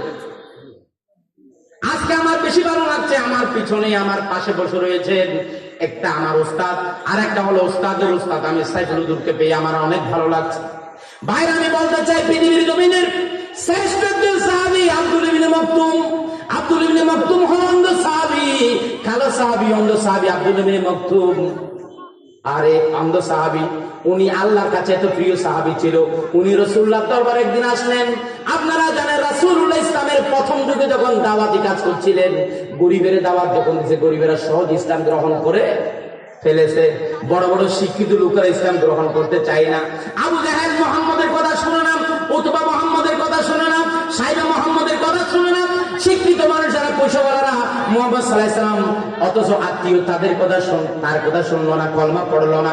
একদিন রাসূলুল্লাহ আবু জাহেলকে কি বলেন, চাচাজি, ও চাচা, আপনাদের সম্মান করে আপনি আমার অনেক আদর করেন, চাচা আপনার সাথে একটু কথা বলতে চাই, আমি যেই ধর্মটা প্রচার করি সেটা আপনার একটু বলতে চাই, আমার একটু সময় দিবেন নাকি? বলছে, মুহাম্মদ, তোমার দরবারে লেগ মানুষের আনাগুনা আছে, তোমার দরবারে খানা মানুষের আনাগুনা আছে, তোমার দরবারে গরিব মানুষেরা বসে, আমি বড় পয়সাওয়ালা লোক, ফ্যান ফুজ্জা মানুষ, সেন মারুইয়া মানুষ, আমি কেমনে সেখানে যাব? আমার সাথে তারা মানাবে নাকি? আমার একটা ক্লাস আছে, আমার একটা শ্রেণীভেদ আছে, আমি সম্মানী মানুষ, আমি বিয়াফি মানুষ, আমি মর্যাদাওয়ালা মানুষ, আমি শ্রদ্ধার মানুষ, আমি নেতা মানুষ, রাজা মানুষ, তাদের গরিবের সাথে বসতে পারবো না। এই কথা বললে রাসূলুল্লাহ বললেন, ও চাচা, আপনি যদি বলেন সেই দিন আমি গরিবের আসতে মানা করে দেব, অন্ধ মানুষ আসা বন্ধ করে দেব, আমি নিষেধ করে দেব, এরপর আপনি আমার একটা সময় দেন। আহারে, খেয়াল করেন রাসূলুল্লাহ দাওয়াত দেওয়ার জন্য কি কষ্ট করেছেন। উনি যেই শর্ত দেন সেই শর্ত মেনে নিয়েছিল। আল্লাহু আকবার। হারিসুন আলাইকুম, আল্লাহ রাসূল ইমানদার বানানোর জন্য লুবি ছিলেন। আল্লাহু আকবার। ও ভাই, আশ্চর্য হবেন, আল্লাহর হাবিব বললেন, ও চাচাজি, আবু জেহেলকে বললেন, চাচাজি, আপনি আমার সময়টা দেন, ইসলামের একটু কথা বলবো, ভালো লাগলে গ্রহণ করবেন, না হলে নেই। এই কথা যখন বললেন, রাসূলুল্লাহ সাল্লাল্লাহু আলাইহি ওয়াসাল্লাম রাজি হলেন। কি হলেন? আবু জাহেল বলেন, ঠিক আছে, কিন্তু গরিব আমাদের সাথে যখন কথা বলবো ওই মিটিং এ কিন্তু গরিব আসতে পারবে না, ল্যাং মানুষ আসতে পারবে না, অন্ধ মানুষ আসতে পারবে না, লেডা মানুষ আসতে পারবে না, সব বিএভি মানুষেরা আমরা কথা বলবো, তখন গরিবেরা বাদ। রাসূলুল্লাহ কিছুক্ষণের জন্য মেনে নিয়ে, সাসারে গরিবের বাদ দেবো, আপনি আসবেন। আল্লাহ হাবিব সাল্লাল্লাহু আলাইহি ওয়াসাল্লাম আবু জাহেলের সাথে কথা বলছিলেন, এমন সময় এশারের পরে রাসূলুল্লাহ সাল্লাল্লাহু আলাইহি ওয়াসাল্লাম সূরা রহমান তেলাওয়াত করছিলেন। আব্দুল ইবনে মাকতুম পাহাড়ের উপরে ওনার ঘর, কোরআনের আওয়াজ যখন শুনেছে, উনি ওই পাগলা দূরে দূরে রাসূলুল্লাহর দরবারে হাজির হয়ে গেছে। আমাদের দেশে কিছু মানুষ আছে, মাইকের আওয়াজ যদি শুনে আর তারে ধরে রাখতে পারে না, তাড়াতাড়ি দূরে দূরে প্যান্ডেলে চলে আসে, ঠিক কিনা? শিক্ষিত কিছু মানুষেরা আছে, ওই যে পুসারা বুড়ের দোকানে ফ্যান ফিরি সেন মারি এসেছে, কিন্তু প্যান্ডেলের বাহিরে বাহিরে ঘুরে, কিন্তু প্যান্ডেলে বসে না, প্যান্ডেলে ঢুকে না। বিয়াফি বা আমি তো আওয়াজ শুনতেছি, আমি সেখানে দাঁড়িয়ে দাম কমে যাবে। আর হযরত আব্দুল ইবনে মাকতুম দূরে চলে এসেছেন, কোরআনের পাগল আব্দুল ইবনে মাকতুম, নবীজির পাগল। রাসূলুল্লাহর দরবারে এসে সালাম দিয়েছেন। সালাম যখন দিলেন, আল্লাহর নবী সেই দিকে খেয়াল করলেন, আব্দুল ইবনে মাকতুম দেখলেন উনি অন্ধ, চোখ দুটা নাই, কালো। আবু জেহেল সেই দিকে তাকালেন, আব্দুল ইবনে মাকতুমের দিকে তাকানোর পরে কোনা চোখে দেখতেছে, আর মুহাম্মদ, তোমার সাথে কথা কেমন ছিল? গরিবেরা না আসার কথা, এখন তো দেখলাম এক আড়াইয়া চলে এসেছে, অন্ধ লোক। আল্লাহর হাবিব সাল্লাল্লাহু আলাইহি ওয়াসাল্লাম আব্দুল ইবনে মাকতুমের সাথে আর কথা বললেন না, ওইদিকে তাকাইছিলেন। সালাম দেওয়ার পরে চেহারা ঘুরাইয়া আবার কথা শুরু করে দিয়েছে আবু জেহেলের সাথে। আল্লাহ পাকের সহ্য হলো না, ও নবী, যাদেরকে দ্বীনের দাওয়াত দেওয়ার জন্য বুঝাচ্ছেন, ওদেরকে না বুঝাইয়া আমার পাগল আব্দুল ইবনে মাকতুমের সময় দিলে অনেক লাভ হবে। আল্লাহ নারাজ হয়ে গেলেন, আসমান থেকে 16টা আয়াত নাযিল করেছে আব্দুল ইবনে মাকতুমের জন্য। আল্লাহু আকবার। কয়টা আয়াত? জোরে বলেন, কয়টা আয়াত? আনা সাহাবীর জন্য আল্লাহ পাক আয়াত নাযিল করেছে কয়টা? 16টা। তাহলে আন্দাইয়ারে পছন্দ করে কে? গরিবের ভালোবাসে কে? ট্রেন পর্যায়ে আল্লাহ ভালোবাসে, চেন্নাইয়ের মারুইয়ার ভালোবাসে, ফোন খুলতে ফিরুইয়ার ভালোবাসে, ইংলিশ পড়ুইয়ার ভালোবাসে। আল্লাহ ভালোবাসে কোরআনের প্রেমিককে, ঠিক কিনা? আল্লাহ ভালোবাসে ইসলামের পাগলকে, ঠিক কিনা? চোখ আল্লাহর কাছে কোনো ব্যাপার না, ল্যাং হওয়ার অসুবিধা নাই। ইন্না ইনদাল্লাহি আতকাকুম, আল্লাহর কাছে মর্যাদা হলো তাকওয়া নিয়া, চোখ নিয়া নয়, পা নিয়া নয়, হাত নিয়া নয়। আল্লাহর কাছে দাম হলো বান্দা তাকওয়ার কারণে, ঠিক কিনা? নবীজিরে ধরে ফেলেছেন আল্লাহ, কয়টা আয়াত নাযিল করেছেন? 16টা। এরপর থেকে রাসূলুল্লাহর দরবারে যখন আব্দুল্লাহ ইবনে মাকতুম আসতেন, আল্লাহর নবী আব্দুল্লাহ ইবনে মাকতুমকে বলতেন, আয় তোরে ডরাই। কিছু নবুরিয়া আয় তোরে ডরা, খবর যা দিয়ে দাও এমপি বদি, আয় তোরে ডরাই। ও ভাই, রাসূলুল্লাহ আব্দুল্লাহ ইবনে মাকতুমকে সম্মান করে বলতো, ও আব্দুল্লাহ ইবনে মাকতুম ভাই, তোমার আমার বেশি ডর লাগে, তোমার থেকে চেহারা ঘুরানোর কারণে আল্লাহ আমারে ধরে ফেলেছে। পৃথিবীর জমিনে যতদিন পর্যন্ত বেঁচে ছিল আব্দুল্লাহ ইবনে মাকতুম, রাসূলুল্লাহ সাল্লাল্লাহু আলাইহি সাল্লাম আব্দুল্লাহ ইবনে মাকতুমকে বেশি সম্মান করতেন আর ওনারে পাশে বসাতেন। সুবহানাল্লাহ। ও আব্দুল্লাহ ইবনে মাকতুম, তোমার সাথে কবে না বলি নারাজ হয়ে যায় আল্লাহ, তোমার যদি সেই দিকে না দেখলে নারাজ হয়ে যায় আল্লাহ। আব্দুল্লাহ ইবনে মাকতুম, আসো ভাই, আসো, কি হয়েছে তোমার? আসো, কি লাগবে তোমার? কি বলতে চাচ্ছ? তো মর্যাদা আছে না নাই? এই দামটা হলো তাকওয়ার দাম, ঠিক কি না ভাইরা? কথা বলছেন আব্দুল্লাহ ইবনে মাকতুম রাসূলুল্লাহ সাল্লাল্লাহু আলাইহি ওয়াসাল্লামের জামানায় বদরের যুদ্ধ যখন চলছিল, আব্দুল্লাহ ইবনে মাকতুম প্রথম যুগের সাহাবী, ইমানদার, রাসূলুল্লাহকে বলেন, ইয়া রাসূলুল্লাহ, আপনারা নাকি বদরের যুদ্ধে যাবেন, আমার একটু নিয়ে যান না ইয়া রাসূলুল্লাহ, আমি বদরের যুদ্ধে যেতে চাই। আল্লাহ নবী বলেন, আব্দুল্লাহ ইবনে মাকতুম, ও আব্দুল্লাহ ইবনে মাকতুম, তোমারে আমি ডরাই, তোমারে আল্লাহ ভালোবাসে। আব্দুল্লাহ ইবনে, তোমারে কেমনে ফেরত দি ভাই, তোমার অনুমতি কেমনে দি? তোমার তো দুইটা চোখ নাই, তুমি জিহাদের ময়দানে কেমনে যাবে ভাই? ও ভাই, জিহাদের ময়দানের রাস্তা তো তুমি দেখবে না, জিহাদের ময়দানে তীর থেকে আসলে তুমি টেরও পাবে না, দুইটা চোখ নেই। আব্দুল্লাহ ইবনে মাকতুম, তোমারে কেমনে আমি পারমিশন দেব ভাই? আমারে মাফ করে দিও, তোমার আমি পারমিশন দিতে পারলাম না। নবীজি বদরের যুদ্ধে আব্দুল্লাহ ইবনে মাকতুমকে নিল না, একটি কারণে, চোখ দুইটা নাই বলে, ঠিক কিনা? বদরের যুদ্ধে ফেরত দিলেন। উহুদের যুদ্ধের সময় আব্দুল্লাহ ইবনে মাকতুম আবার গেলেন, কি ইয়া রাসূলুল্লাহ, আপনি নাকি উহুদের যুদ্ধে যাবেন, আমার একটু উহুদের যুদ্ধে নিয়ে যান না। আল্লাহ রাসূল বললেন, আব্দুল্লাহ ইবনে মাকতুম, তোমার আমি উহুদের যুদ্ধে নেওয়া মানে জামালাতে ফেলে দেওয়া, তোমার সব নয় বা জিহাদের ময়দানের জন্য তুমি ফিট নয়, তুমি পারমিশন পাবে না, দয়া করে মনে কষ্ট নিও না, তুমি ঘরে চলে যাও। এই কথা বলে ওনারা রেখে গেলেন। রাসূলুল্লাহ যত যুদ্ধ করতে, প্রত্যেকটা যুদ্ধে উনি জিহাদে যেতে চেয়েছে, রাসূলুল্লাহ নেই নাই। এরপরে সাইয়েদনা আবু বকর সিদ্দিকের জামানায় যেতে, আবু বকর সিদ্দিকের জামানায় এসে আবার বললেন, খলিফাতুল মুসলিমিন আবু বকর, ভাই আবু বকর, রাসূলুল্লাহ আমার যুদ্ধের ময়দানে নেই ভাই, আমি তো বুড়া হয়ে গেছি রে ভাই, কঠিন বাঁচবো ভাই, আমার তুমি একটু জিহাদের ময়দানে নাও না, তুমি নাকি মুসাইলামাতুল কাযযাবের সাথে যুদ্ধ করবা ভাই, আমার একটু সেখানে নাও না, জিহাদের মাঠে একটু শহীদ হওয়ার জন্য, ইসলামের জন্য যুদ্ধ করার জন্য আমি একটু জিহাদের ময়দানে শহীদ হতে চাই। উনি বলেন, ভাই নবীজি তোমার পারমিশন দেয় না, আমি তোমার পারমিশন দিতে পারবো না। উনিও পারমিশন দিল না। আবু বকর কোন যুদ্ধের মধ্যে ওনারে নিল না, রাসূলুল্লাহ নিল না। দিনই দিন বুড়া হয়ে যাচ্ছে কে? আব্দুল্লাহ ইবনে মাকতুম। বলেন, আব্দুল্লাহ ইবনে, আরে নামটা শিখেন, এটা অনেক বড় সাহাবীর নাম, এই নামটা ধরলেও গুরামাম হয়ে যাবে, এটা জাতা সাহাবী না। আব্দুল কাদের জিলানীর নাম জিকির করে অনেকে, ভাই এর চেয়ে বড় আল্লাহর ওলি হলো আব্দুল্লাহ ইবনে মাকতুম। আল্লাহু আকবার। আব্দুল্লাহ ইবনে মাকতুম জিহাদি তামান্না দিলের ভিতরে লালন করতেন, ইসলামী আন্দোলনের সক্রিয় কর্মী ছিলেন, কিন্তু চোখ দুটোটা ছিল না। প্রত্যেকটা জিহাদের ময়দানে যাওয়ার জন্য রাসূলুল্লাহর দরবারে ধর্ণা দিয়েছে, আবু বকর সিদ্দিকের দরবারে ধর্ণা দিয়েছে। হযরত ওমর রাদিয়াল্লাহু তাআলা আনহুর জামানা যখন এসেছে, আবু বকরের পরে ওমরের কাছে আব্দুল্লাহ ইবনে মাকতুম এসেছে কাদেসিয়ার যুদ্ধের সময়। আসি বললেন, আমিরুল মুমিনিন ওমর, আমি আব্দুল্লাহ ইবনে মাকতুম এসেছি ভাই, বড় আজমি এসেছি ভাই। ওমর, একটা কথা বলি, তুমি আমার ভাই ফেরত দিও না, আমার কথাটা রাখিও।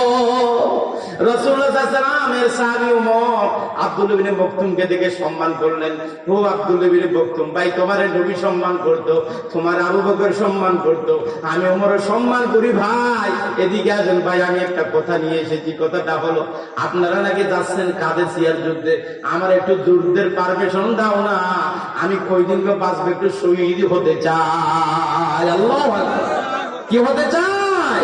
ও ভাই, আমার এক পা তো কবরে চলে গেছে, গেছে, আরেক পা দুনিয়ায় কয়দিন বাঁচবো, আমার কলিজার ভিতরে আরজু হলো আমি শহীদ হব। ভাই আমি কয়দিন বাঁচবো, আমার একটু পারমিশন দাও। নবীজির মতো আমারে ফেলে দিও না, ফেলে যাইও না। আবু বকরের মতো না করে দিও না, ফেলে যাইও না। ভাই ওমর আমারে তুমি মাহরুম করো না, আমার একটু পারমিশন দাও কাদেসিয়ার যুদ্ধে যাওয়া। আল্লাহু আকবার। আব্দুল বিন মাকতুম রাদিয়াল্লাহু তাআলা হযরত ওমরকে বললেন, ওমর বললেন ভাই তোমার তো চোখ নাই, যুদ্ধে যাওয়ার জন্য চোখ দরকার, তোমার তো চোখ নাই, কেমনে যাবা? আব্দুল বিন মাকতুম বললেন ভাই আমার চোখ নাই ঠিক আছে, এই কষ্ট তুমি আমারে করবে সেটা আমি জানি, এই জন্য আমি উত্তর রেডি করে এসেছি। কি উত্তর রেডি করলেন আব্দুল বিন মাকতুম? বলছে ভাই জিহাদের ময়দানে সকলে তো যুদ্ধ করে না, জিহাদের ময়দানে অনেকে তীরগুলো সংগ্রহ করে জমা করে, জিহাদের ময়দানে অনেকে সৈন্যদেরকে চুকে চুকে রাখে, পাহারা দেয়, গোয়েন্দাগিরি করে, নির্দিষ্ট জায়গায় মানুষদেরকে পাহারা দেয়। জিহাদের ময়দানে অনেকে রন্ধন বিভাগে কাজ করে, জিহাদের ময়দানে বিভিন্ন মানুষ বিভিন্ন ধরনের কাজ করে। ভাই জিহাদের ময়দানে একটা লোক দরকার ইসলামের পতাকা হাতে ধরে রাখার জন্য। ভাই আমার চোখ নেই, কি হয়েছে ভাই? ও ভাই আল্লাহ আমার তো হাত দিয়েছে, আল্লাহ আমার তো পা দিয়েছে, ইসলামের ঝান্ডাটা যদি আমারে দাও, কলেমার পতাকাটা যদি আমারে দাও, ইসলামের ঝান্ডা যদি আমার হাতে দাও, আমি আব্দুল বিন মাকতুম তো তীর দেখবো না, আমি আব্দুল বিন মাকতুম তো ঘুড়ি দেখবো না, আমি আব্দুল বিন মাকতুম তো খাউরে দেখবো না, আমি যদি জিহাদের ময়দানে যেতে পারি ইসলামের পতাকা এভাবে করে ধরে রাখবো। সুবহানাল্লাহ। আমার প্রাণ যতক্ষণ পর্যন্ত থাকবে ইসলামের পতাকা মাটিতে পড়তে দেব না।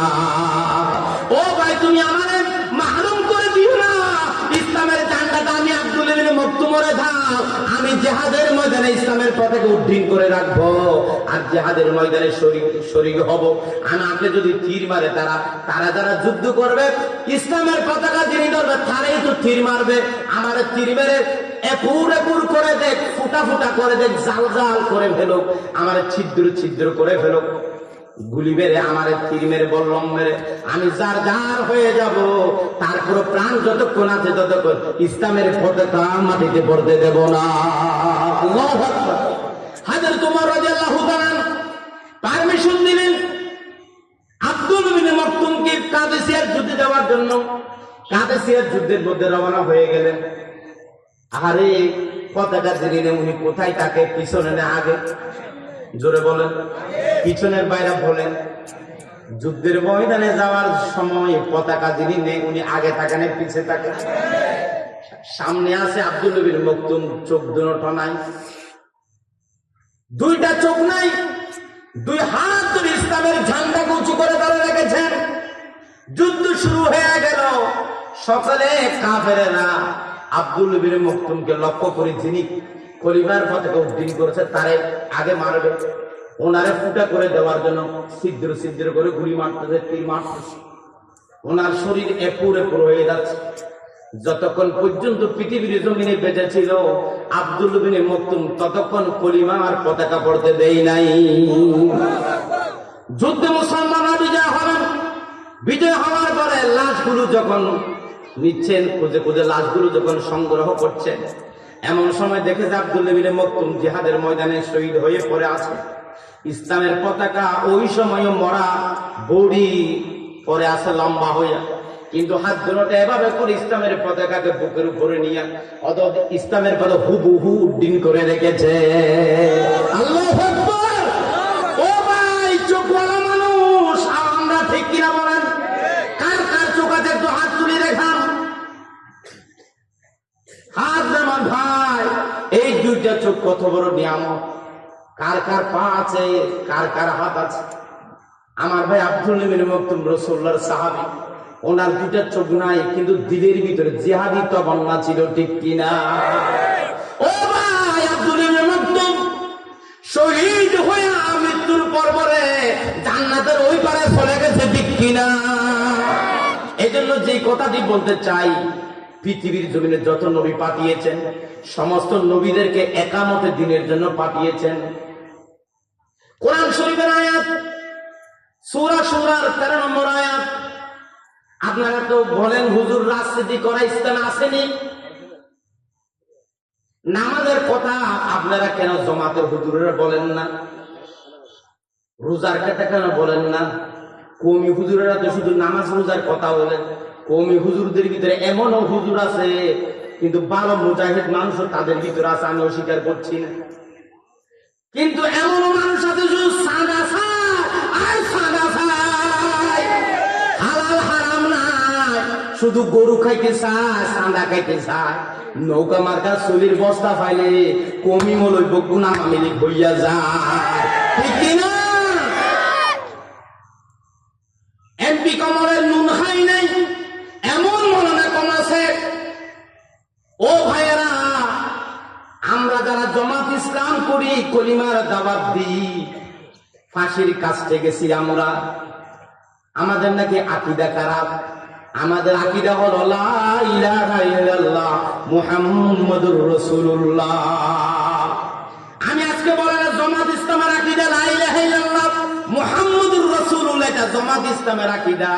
এই কলিমার দাওয়াত দে বাংলাদেশ জামাত ইসলাম, এই দাওয়াত দিতে গিয়ে যদি ফাঁসি হয়ে যায়, আমরা এটাকে পরোয়া মনে করি না, খুশি মনে আনন্দ গ্রহণ করি। আমাদের দায়িত্বশীলেরা আনন্দ হিসেবে গ্রহণ করেছে। জিহাদের ময়দানে হাসি হাসি গেছে, ঠিক কিনা? মুস্তাকা দিয়ে আসে নাই।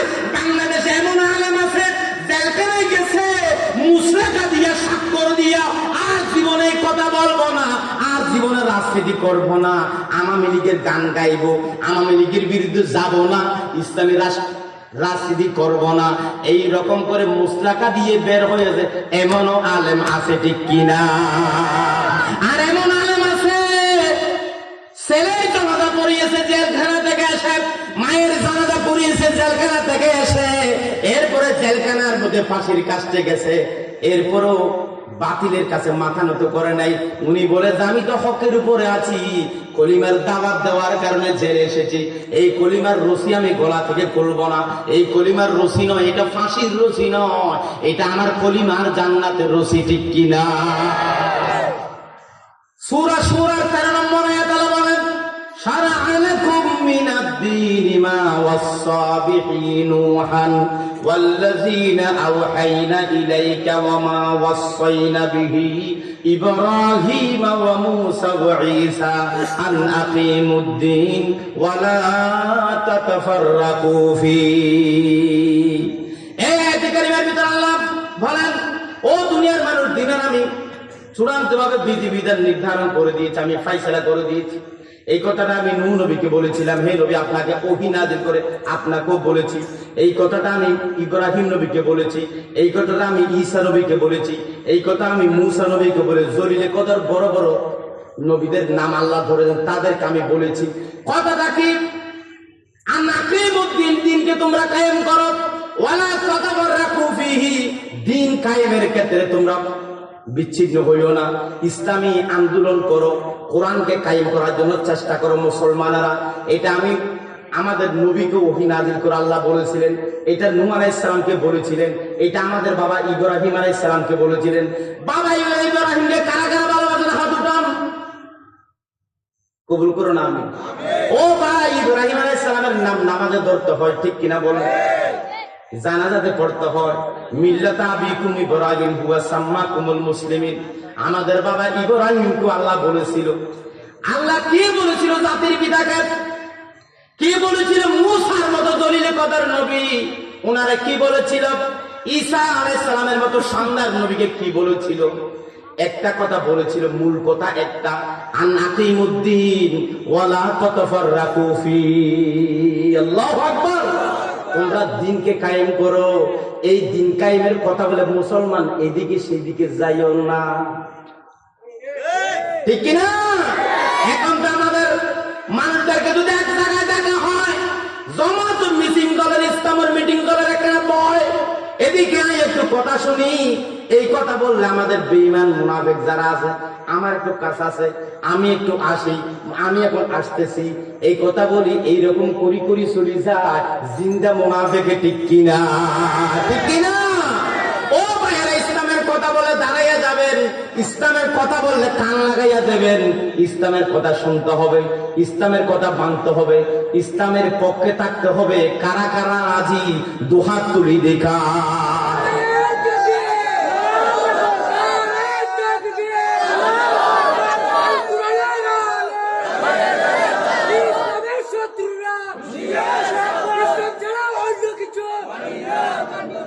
عن الحارث الأشعري رضي الله تعالى عنه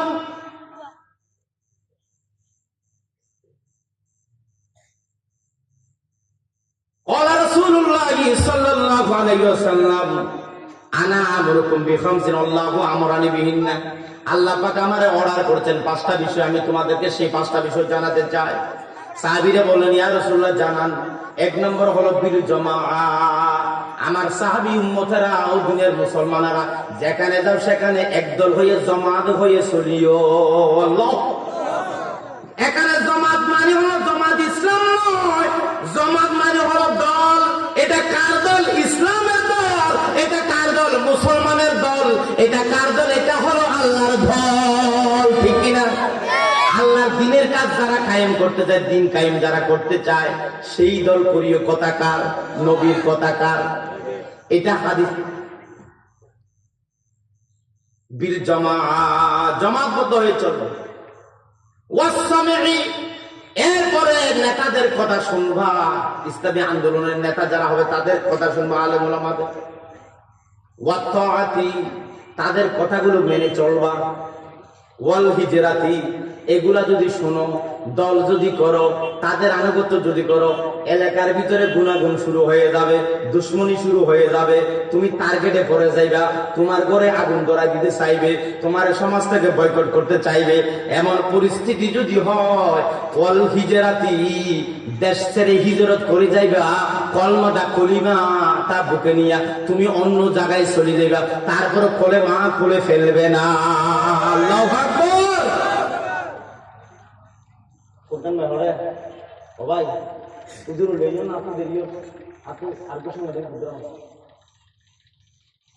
কয়টা কথা? 5টা কথা। 1 নম্বর হলো কি? মুসলমান কি হবে? জামাতবদ্ধ হয়ে চলবে। বলেন জামাতবদ্ধ হয়ে, একদল হয়ে থাকতে হবে, দল হয়ে থাকতে হবে। তাহলে দলের কথা ইসলামে আছে না নাই? জোরে বলেন আছে না না? ওয়ালতাকুম মিনকুম উম্মাতুন ইয়াদউনা ইলাল খায়র ওয়া ইয়ামুরুনা বিল মারুফ ওয়া ইয়ানহাউনা আনিল মুনকার। এটা কোরআনের আয়াত। ভাইরা এভাবে করে যে কথাটি বলতে চাই, আল্লাহ পাক রব্বুল আলামিন বলছেন মুসলমান যেখানে যাও সেখানে দল হয়ে থাকবা, এরপরে তাদের কথা মানবা, এরপরে তাদের আনুগত্য করবা। এটা করলে তোমাদের উপর জুলুম শুরু হয়ে যাবে। শুরু যদি হয়, বেঈমানি করবা না, কলিমা নিয়ে অন্য নৌকায় উঠবে না। ঠিক কিনা? ও ভাইরা, মাঝির কাটার মানুষের স্পষ্ট করে বলে দিতে চাই, বরদরিয়ার মানুষকে এখন কক্সবাজারের মানুষ বিশ্বাস করে না, আমাদের দায়িত্বশীলরা বিশ্বাস করে না। কেন করে না? আমরা তো বেঈমান। আমরা ছাত্র শিবিরের গোলাম মোল্লা নজরুল, গর্জনিয়ার দুটি ফুল, আমরা তো নৌকার মধ্যে উঠে গেছি। ঠিক কিনা? ঠিক কিনা? আমাদেরকে জনগণ ইসলামের পক্ষে ভোট দিয়ে চেয়ারম্যান বানাইছে, চেয়ারম্যানে নিয়ে নৌকাতে সরেছি। ঠিক কিনা? আমি চেয়ারম্যানে নিয়ে বিএনপিতে সরেছি। ঠিক কিনা? বাইরে এটা হলো বেঈমান, আমরাই তো বেঈমান। ঠিক কিনা? এই জন্য রামু কক্সবাজারের মানুষ বলে গর্জনিয়া কোসোভিয়ার মানুষের কোনো বিশ্বাস নাই। কোসোভিয়ার নুমানের দেখো, নুমান আমাদের লোক ছিল, জমাতের লোক। উনি চেয়ারম্যান হয়েছে, চেয়ারম্যান হইয়া এমপি কমলের ভিতরে কুঁটো করছে। ঠিক কিনা? আমি কাউকে ভয় করে কথা বলি না, জীবনের সাথে রয়েছে মরণ, হক কথা বলে দেয়। আমরা বেঈমানের পরিচয় দিয়েছি, ভোট দিয়ে ইমানদারের পরিচয় দিয়েছি, আমাদের ভোট দিয়ে তারা বেঈমানি করেছে। ঠিক কিনা? এই সমস্ত বেঈমানকে আমরা চাই না, আমরা আর চাই না। ঠিক কিনা? বেঈমানকে চান, ভোট দিবেন ইসলামের পক্ষে আপনারা, আমাদের ভোটটা নিয়ে চলে যাবে অন্য জায়গায়। এটা হবে না। আমরা আগামীতে দেখতে চাই ইসলামকে। নৌকাকে কেছি মজা পাইলাম না, দানকে কেছি মজা পাইলাম না, এখন আমরা কোরআনকে খেতে চাই। ঠিক কিনা? কোরআনের জন্য জীবন বাজি রেখে সংগ্রাম করবে, আল্লাহকে দেখাই যে। ঠিক কিনা?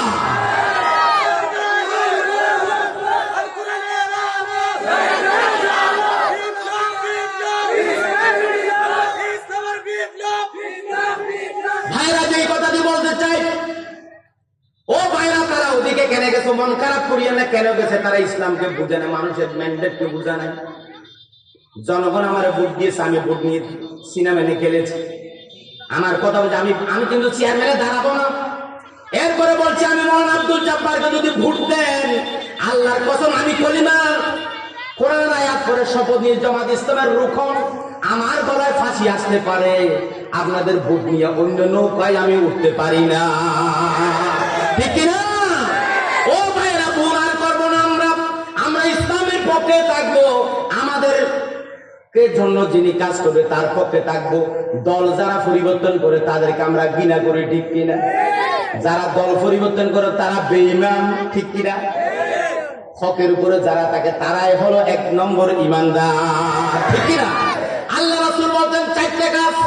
ও মুসলমান, যেখানে যাবে এক হয়ে থাকবা, এরপরে নেতাদের কথা শুনবা, এরপরে আনুগত্য করবা, এরপরে প্রয়োজনে কলেমাটা বুকে নিয়ে হিজরত করি চলে যাইবা, তারপরে অন্যান্য দলে সাইনজাগিরি করবা। কদে আর ভিতরে ঠিক আছে, বুদ্ধি একখানা করি এনে তারা ঘরে মিলিয়ে দি, ঠিক কিনা? ভিতরে ঠিক আছে বলে, ভিতরে ঠিক ছিল, এই কথা বলছে। উপরে বেঈমানি করতো আব্দুল্লাহ ইবনে উবাই। ও ভাই, রাসূলুল্লাহ সাল্লাল্লাহু আলাইহি ওয়াসাল্লামের পিছনে নামাজ পড়তো। আল্লাহর নবীর প্রত্যেকটা মিটিং এ আব্দুল্লাহ ইবনে উবাই ছিল। আব্দুল্লাহ ইবনে উবাই মারা যাওয়ার পরে রাসূলুল্লাহ জুব্বা খুঁজতে এসেছে। আল্লাহর নবী এক সাহাবী আব্দুল্লাহ ইবনে উবাইর এক ছেলে ছিল মুহাদ্দিস, উনি খুব ভালো নবীজি আদর করতেন, তারে ইজ্জত করে একটা জুব্বাও দিছিল।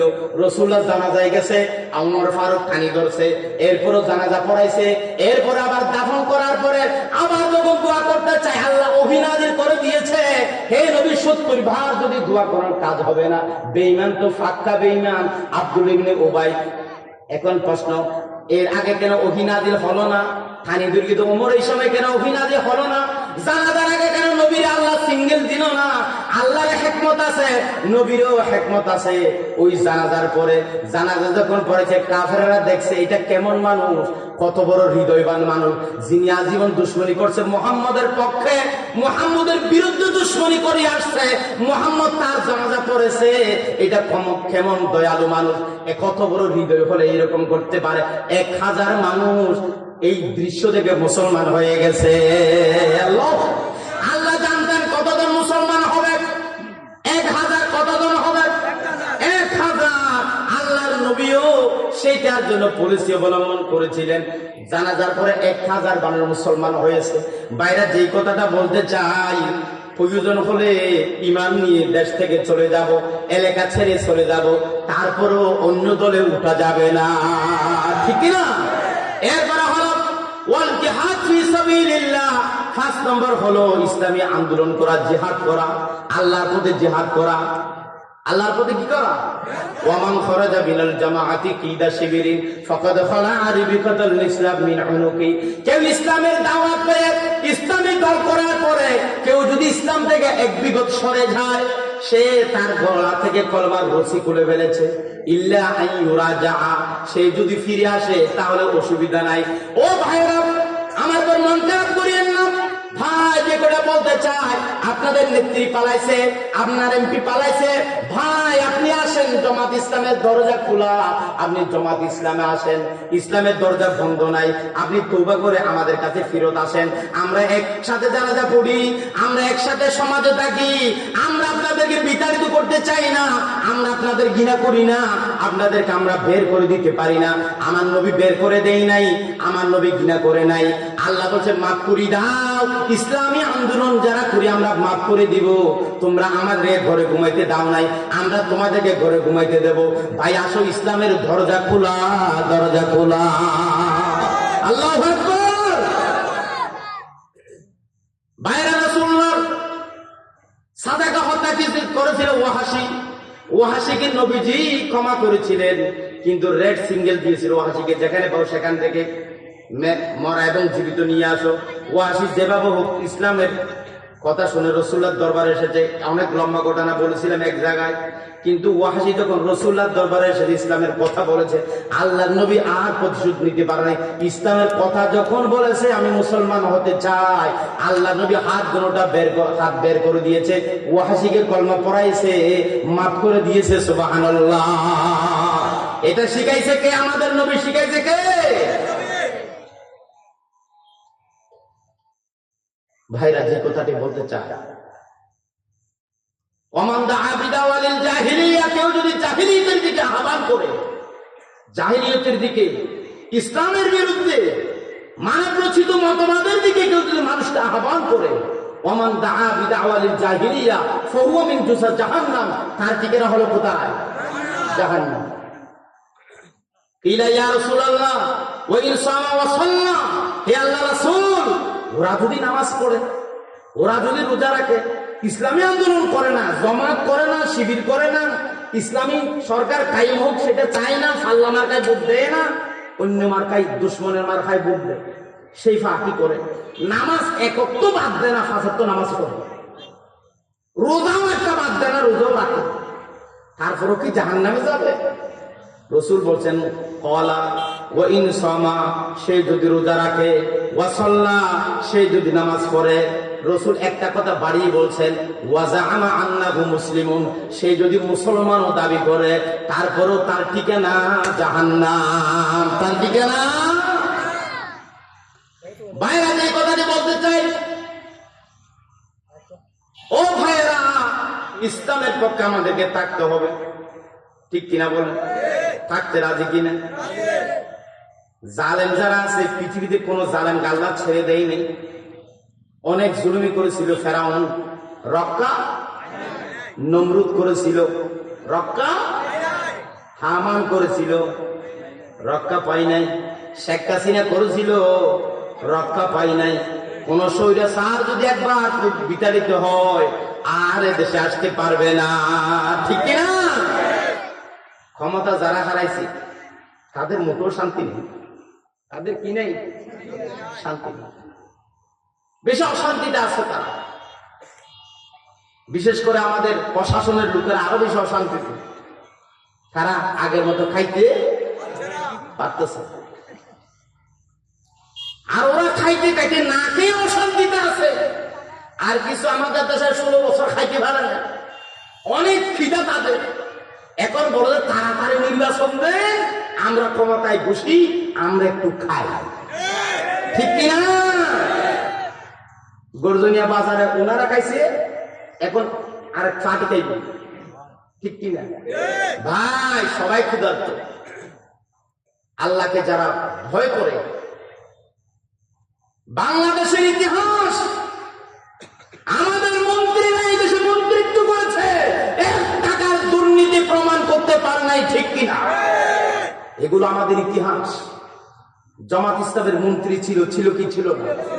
1 টাকা দুর্নীতি করে নাই, টাকা ফেরত দিচ্ছে, টাকা। সম্মানিত ভাইয়া, সকলকে মোবারকবাদ জানিয়ে সকলকে মোবারকবাদ জানিয়ে আজকের মতো কথা এখানে শেষ করলাম ইনশাআল্লাহ। আল্লাহ পাক আমাদের সবাইকে, সবাই থাকেন, প্রধান বক্তা আসবে, ভালো কথা বলবে। আমার সাংগঠনিক আরেকটা প্রোগ্রাম আছে,